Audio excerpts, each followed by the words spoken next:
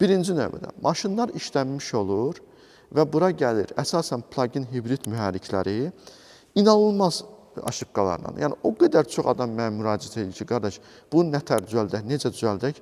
Yəni çox insan hansı ki bunu almaq istəyir, onlar mənə yazdılar ki, mən bir dəfə aldım Wrangler, daha peşmanam, bir də mən onu almaram. Əgər bu da elədirsə, mənə qabaqsın deyir. Daha ki, mənə o həddə cavab verirlər. İkincisi, Wranglerin ehtiyat hissəsi çox bahadır.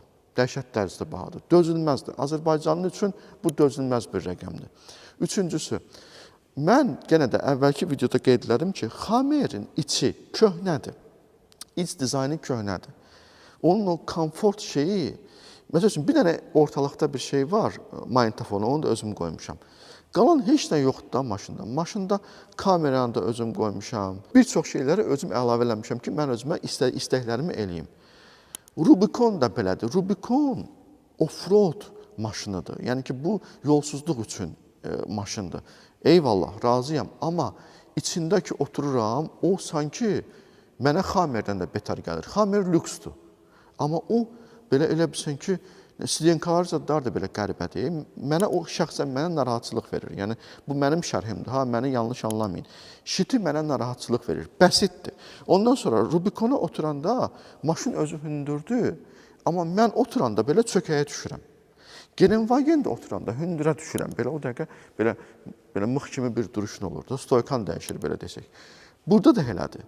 Mən oturanda mən diklik istəyirəm. Məsələn, Xamer də aşağıdadır. Amma o qədər aşağıda deyil. Amma belə pəncərədən baxanda görürsən ki, kimsə aşağıda gedir. Bəzən deyirlər ki, mənə kənardan baxanlar, sən onun için nətər nəfəs alırsan? Pəncərə dardır, mən də aşağıdayım. Elə bilirlər ki, mən orada boğuluram. Belə bir təəssürat yaranır.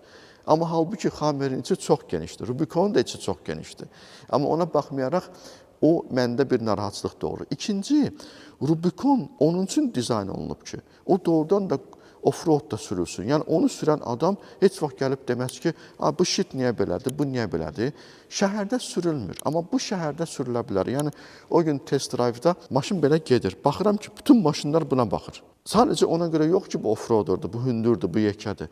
Ona görə baxırlar ki, bu doğrudan da bahalı maşına oxşuyur. Rubicon bahalı maşına oxşamır. İçində oturanda, yenə də deyirəm, məsəl üçün, climate control, 210 climate control, nə bilim, 360 kamera, yazıcı, nə bilim, əlavə multimedia sistemi, ekstra dəstək proqramları, bunlar yoxdur axı bunda. Mənə də bu, mən demirəm, off-roadda bu olmalıdır. Bunu düzgün başa düşün. Mən neçə ildir Xamer sürürəm, amma Xamerdə bunların heç biri yox idi. Mən bunu sevirdim. Xamerdə, hələ bugün də mən Xameri sevirəm.